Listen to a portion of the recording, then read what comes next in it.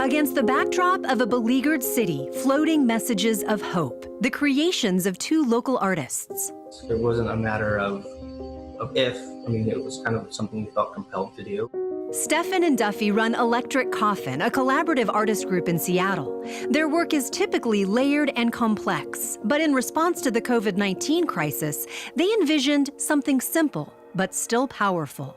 Essentially, we took the Mylar balloon, sort of classic get well soon balloon, and redesigned it through our aesthetic and our motifs, but also with messaging that was relevant to today's situation.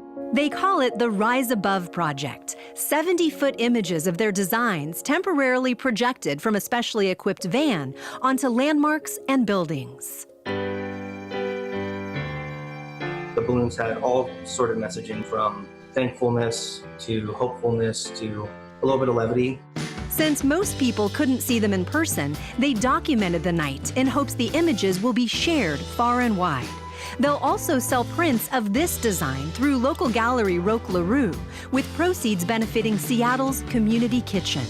It's supposed to be for us as a community, like our whole city as a community, not the art scene and not sort of the, hipster millennial scene. It is for everybody. And if that means a little bit more connection, ironically in this time of self-isolation, if there's a little bit more connection, a little more outreach with other people in our community, then that's great. Time too, I think in these times of emergency or really troubled times, humans bring the best parts of themselves out and showcase that. It's amazing to participate in that.